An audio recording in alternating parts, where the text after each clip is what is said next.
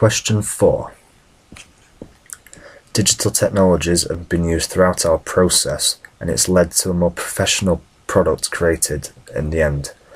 In the pre-production stage, we used a range of social media to, for one thing, promote our film and find an appropriate target audience, but to also gather research. For example, our survey was created on a website called SurveyMonkey, as I've discussed, which has helped us recognise conventions we need to use to cater to the target audience.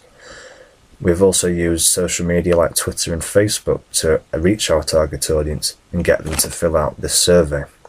Again, this has made it more useful and appropriate to find answers from people rather than people paid on a website to do it.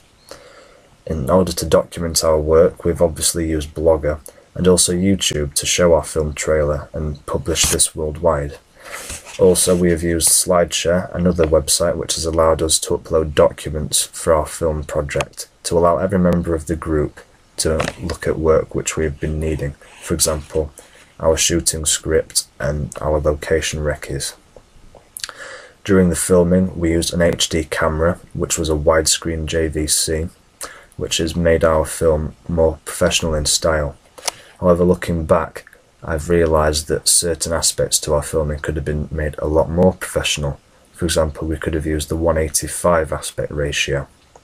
Also, we could have used a microphone to record clearer sounds, but instead we used the inbuilt camera microphone. However, when it came to editing, we addressed this issue by editing the sound separately.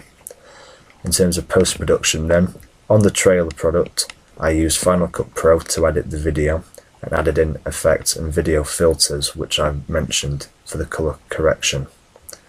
After creating this and added in the titles, we then exported to GarageBand and edited the sound, where the other members of my group added in the soundtrack, which we sourced on GarageBand.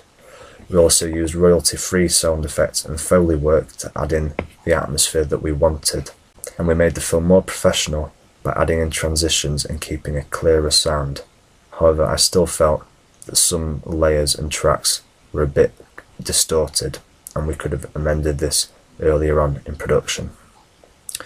For the ancillary tasks, I used Photoshop as the main piece of software when it came to editing, but I used a digital camera to take the images on location, which cut down time of production.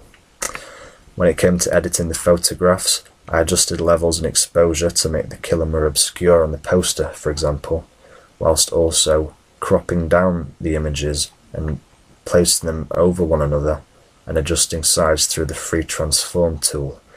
This made the overall layout of the page more balanced, as I had to edit 3 images after all.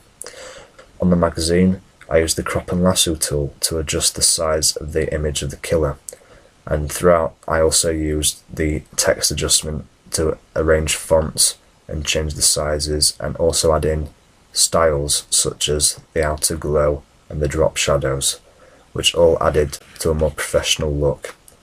This was developed after doing various drafts, so I think that by practicing and creating all the different technologies, we've ultimately accessed the best tools to create our products, particularly in the post-production, as it's taken a lot of time to develop and work out what was the best font and what was the best colour to use.